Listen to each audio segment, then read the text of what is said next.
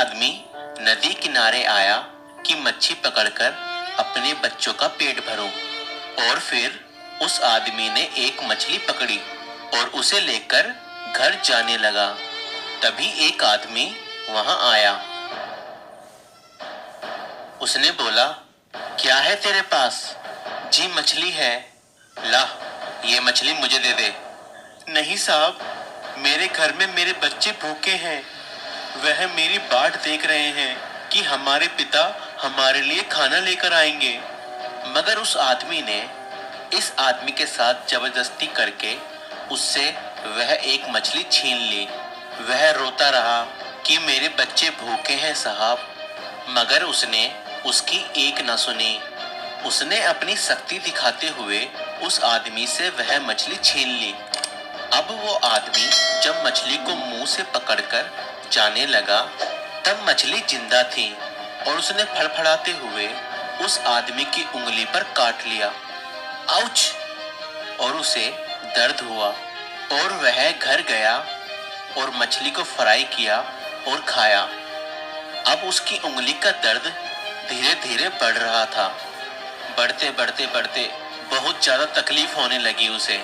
उसने डॉक्टर के पास जाकर अपनी उस उंगली का इलाज करवाया, मगर उसकी तकलीफ कम नहीं हुई। थोड़े दिन बाद डॉक्टर ने उससे कहा, हम तो अपनी कोशिश कर रहे हैं और आपकी ये उंगली ठीक नहीं हो रही है और हम देख रहे हैं आपकी इस उंगली में जहर चढ़ गया है। अगर आपको ये अपना हाथ बचाना है तो आपकी ये उंगली हमें काटनी पड़ेगी। अब वो व्यक्ति बहुत परेशान हो गया कि मेरी उंगली कटेगी। नहीं, मैं ये उंगली नहीं कटवा सकता। मगर ये तो मजबूरी थी। वह क्या करता? उसका ऑपरेशन हुआ और उसकी एक उंगली काट दी गई। फिर थोड़े दिनों तक उसे अपने दर्द से आराम मिला, मगर फिर उसे हाथ के पंजे में दर्द होना शुरू हुआ। दर्द फिर धीरे धीरे बढ़ने लगा। वह फिर से डॉक्टर के पास गया और कुछ दिन इलाज चला। फिर डॉक्टर ने कहा, आपकी पूरी हथेली में जहर चढ़ गया है। अगर आपको अपना बाजू बचाना है तो हथेली काटनी पड़ेगी। अब यह सुनकर इस आदमी की हालत खराब हो गई। अब सोचने लगा कि क्या करूं, मगर मरता क्या ना करता। उसने अपनी बाजू बचाने के लिए अपनी हथेली कटवा दी। अब उसकी हथेली कट गई। उसे थोड़े दिन तक आराम रहा, मगर कुछ दिन बाद अब उसके पूरे हाथ में दर्द होना शुरू हुआ। अब उसका ये दर्द पहले से भी कई ज्यादा था, जो सहन से परे था। फिर डॉक्टर ने कहा कि जहर आपके पूरे हाथ में फैल गया है। अगर आप अपना पूरा शरीर बचाना चाहते हैं तो हमें आपका हाथ काटना पड़ेगा। अब इसका बाजू भी कट गया। अब ये बहुत परेशान हुआ कि क्या करे, क्योंकि उसका दर्द अब बढ़ता ही जा रहा था और खत्म होने का नाम नहीं ले रहा था। फिर किसी ने उससे कहा कि तू याद कर कि तूने कोई ऐसा काम तो नहीं किया कि जिसकी वजह से तुझे इतनी तकलीफ हो रही है और तेरे साथ ऐसा हो रहा है और तेरे शरीर में जहर चढ़ता ही जा रहा है। अब उसने याद करना शुरू किया और ना जाने उसे कितनी कमी अपने अंदर दिखाई दी और अपनी बुराइयां जो उसने की थी याद आई।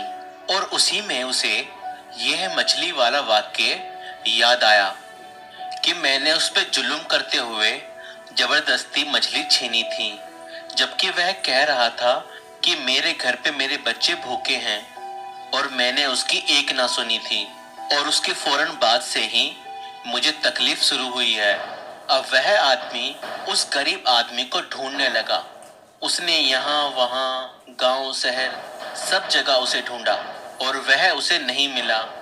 फिर वह बड़ी मुश्किल से उसे ढूंढता ढूंढता उस तक पहुंचा। फिर उससे उसने कहा, क्या तू मुझे पहचानता है? अब इस आदमी की हालत ऐसी हो गई थी कि वह पहचाना भी नहीं जा रहा था। फिर उसने अपनी पहचान करवाई कि कैसे मैंने तुझसे मछली छीनी थी। फिर उस आदमी को याद आया, हाँ, मैंने तुम्हें पहचान लिया। फिर यह आदमी उससे बोला कि जब मैं तुझसे मछली लेकर गया, तूने क्या कहा कि जो मेरी आज यह हालत है। उसने कहा कि मैंने तो कुछ नहीं कहा, बस आसमान की ओर देखते हुए ये कहा, हे परमेश्वर, इसने मुझे अपनी ताकत दिखाई है, तू इसे अपनी ताकत दिखा। फिर उस व्यक्ति ने इस गरीब आदमी से माफी मांगी और सारा हाल बताया कि जब से मैंने तेरे साथ ऐसा किया, उसके बाद से ही मेरे साथ क्या क्या हो रहा है। अब इस आदमी को उसका यह हाल सुनकर उस पर बहुत तरस आया और उसने उसे माफ कर दिया और आसमान की ओर देखते हुए गॉड से कहा, हे परमेश्वर, मैं इसे माफ करता हूँ, तू भी इसे माफ कर दे। और उसके तुरंत बाद ही उसके शरीर में आराम पड़ गया, उसे बड़ा सुकून मिला।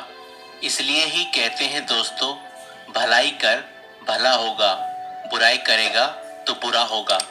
हमेशा अपने कैरेक्टर में रहें और बुराई ना करें, भलाई का पीछा करें और भलाई करें, क्योंकि जैसा कर्म करोगे वैसा ही फल भोगोगे।